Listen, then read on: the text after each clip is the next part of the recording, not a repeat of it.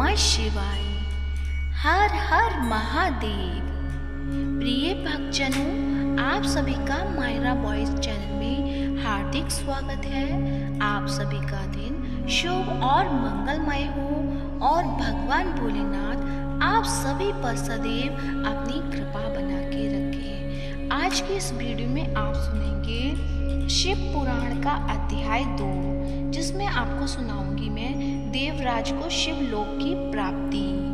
तो इस अध्याय को पूरा अवश्य सुने और पूरी श्रद्धा भाव से सुने और कमेंट बॉक्स में हर हर महादेव या जय भोले की अवश्य लिखें।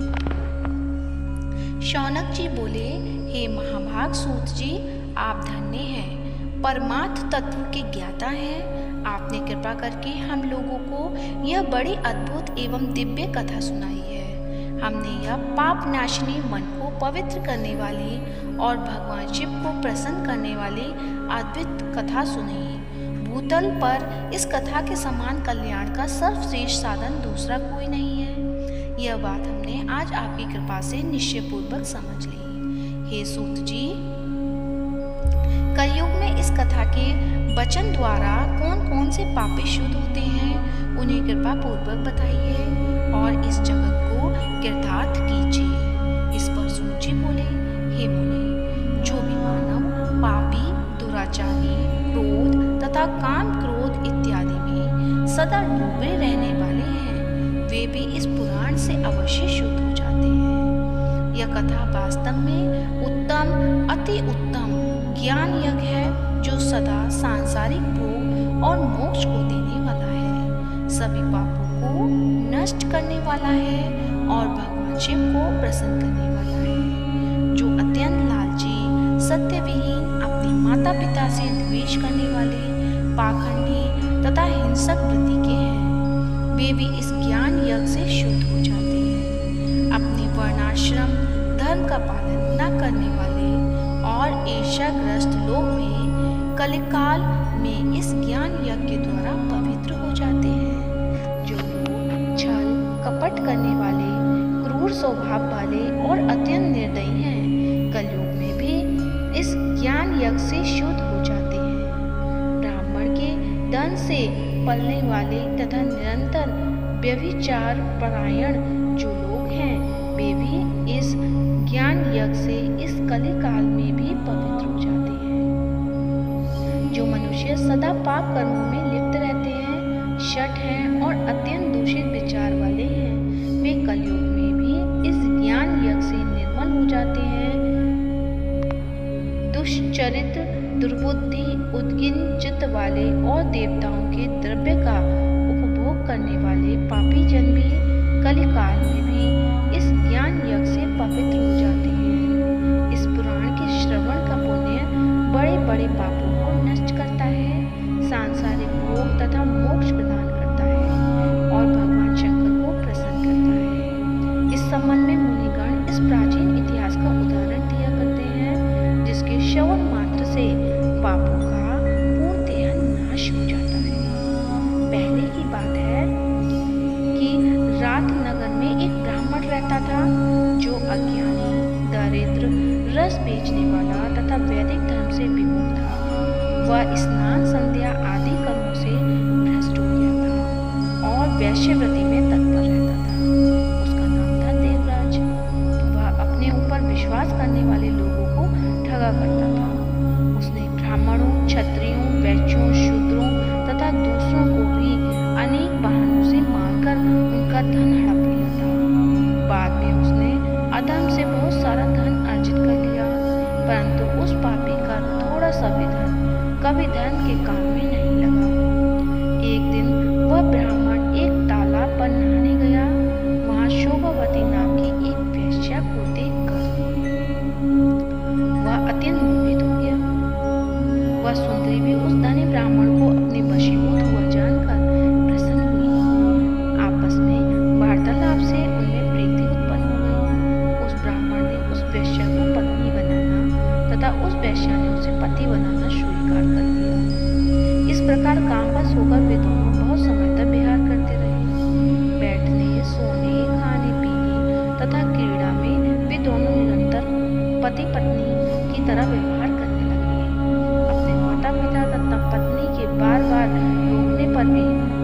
कृत्य में संलग्न वह ब्राह्मण उनकी बात नहीं मानता था। एक दिन रात्रि में उस दुष्ट ने ईर्ष्यावश अपने सोए हुए माता पिता और पत्नी को मार डाला और उनका सारा धन हर लिया। वेश्या में आसक्त चित्त वाले उस कामी ने अपना और पिता आदि का सारा धन उस वेश्या को दे दिया। वह पापी अभ्यक्ष भक्षण तथा मदपान करने लगा और वह नीच ब्राह्मण उस वेश्या के साथ एक ही पात्र में सदा झूठा भोजन करने लगा। एक दिन घूमता घामता वह देवयोग से प्रतिष्ठा झूसे प्रयाग में जा पहुंचा। वह उसने एक शिवालय देखा जहाँ बहुत से साधु महात्मा एकत्र हुए थे। देवराज उस शिवालय में ठहर गया और वहां उस ब्राह्मण को ज्वर आ गया। उस ज्वर से उसको बड़ी पीड़ा होने लगी। वहां एक ब्राह्मण देवता शिव पुराण की कथा सुना रहे थे। ज्वर में पड़ा हुआ देवराज ब्राह्मण के मुखारविंद से निकली हुई उस शिव कथा को निरंतर सुनता रहा। तो शिव पुराण की कहानी यहीं पर समाप्त होती है। आगे की कथा आपको कल सुनने को मिलेगी। तो प्रेम से बोलिए हर हर महादेव, श्री शिवाय नमोस्तुते। तो आइए अब सुनते हैं सावन के महीने में प्रतिदिन सुना जाने वाला श्री शिव चालीसा। तो प्रेम से बोलिए शंकर भगवान की जय हो। श्री गणेश गिरजा सुवन मंगल मूल सुजान, कहत अयोध्या दास तुम देहु अभय वरदान। जय गिरिजापति दीन दयाला, सदा करत संतन प्रतिपाला। भाल चंद्रमा सोहत नीके, कानन कुंडल नाग फनी के। अंग गौर शिर गंग बहाए, मुंड माल तन झार लगाए। वस्त्र खाल बागंबर सोहे, छवि को देख नाग मुनि मोहे। मैना मातु की है दुलारी, बाम अंग सोहत छवि न्यारी। करिश त्रिशूल सोहत छवि भारी, करत सदा शत्रुघ्न क्षयकारी। नंदी गणेश सोहित है कैसे, सागर मध्य कमल हैं जैसे। कार्तिक श्याम और गणराऊं, या छवि को कही जात न काऊं। देवन जब ही जाए पुकारा, तब ही दुख प्रभु आप निवारा। किया उपद्रव तारक भारी, देवन सब मिले तुम ही जुहारी। तुरत षडानन आप पठायु, लवनी नेश महमारी गिरायूं। आप जलंधर असुर सहारा, सुयस तुम्हार विदित संसारा। त्रिपुरासुर सन युद्ध मचाई, सब ही कृपा कर लीन बचाई। किया तप ही भागीरथ भारी, पूरब प्रतिज्ञा तसु पुरारी। दानिन मह तुम सम को नाही, सेवक स्तुति करत सदाही। वेद नाम महिमा तब गाई, अगत अनादि वेद नहीं पाई। प्रकट उदधि बंधन में ज्वाला, जरा सुरासुर भय हो बिरहाला। कीना दया तह करी सहाई, नीलकंठ तव नाम कहाई। पूजन रामचंद्र जब कीना, जीत के लंक विभीषण दीना। सहस कमल में हो रही धारी, कीना परीक्षा तब ही पुरारी। एक कमल प्रभु राख्यं जोई, कमल नयन पूजन चह सोई। कठिन भक्ति देखी प्रभु शंकर, भय प्रसन्न दिए इच्छित वर। जय जय जय अनंत अविनाशी, करत कृपा सबके घटवासी। दुष्ट सकल नित मोहि सतावे, भ्रमत रहे मोहि चैन न आवे। त्राहि त्राहि मैं नाथ पुकारो, यही अवसर मोहि आन उबारो। ले त्रिशूल शत्रुघ्न को मारो, संकट से मोहि आन उपारो। मातु पिता भ्राता सब कोई, संकट में पूछत नहीं कोई। स्वामी एक है आस तुम्हारी, आए हरहु अब संकट वारी। धन निर्धन को देत सदाही, जो कोई जांचे वो फल पाई। स्तुति के ही विधि करो तुम्हारी, चमुनाथ अब चूक हमारी। संकट के नाशक, मंगल कारण विघ्न विनाशक।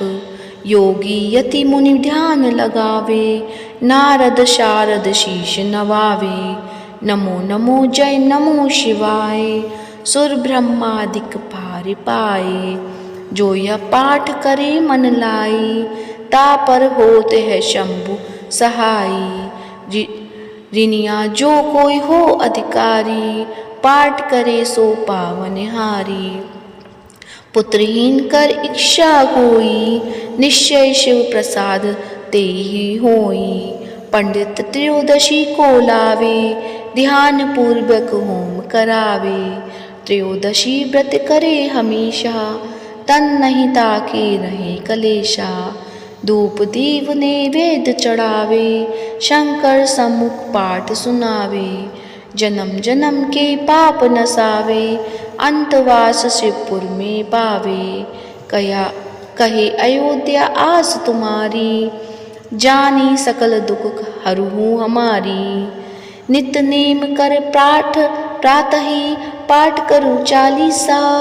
तुम मेरी मनोकामना पूर्ण करो जगदीश। मकसर छठी हेमंत ऋतु, संबत 64 जान। स्तुति चालीसा, शिव ही पूर्ण कीन कल्याण। तो प्रेम से बोलिए हर हर महादेव। उम्मीद करती हूँ आज की कथा अच्छी लगी होगी। कथा अच्छी लगी है तो वीडियो को लाइक करें, शेयर करें और कमेंट में हर हर महादेव अवश्य लिखें। और इस वीडियो को ज़्यादा से ज़्यादा शिव भक्तों को फॉरवर्ड करें। धन्यवाद।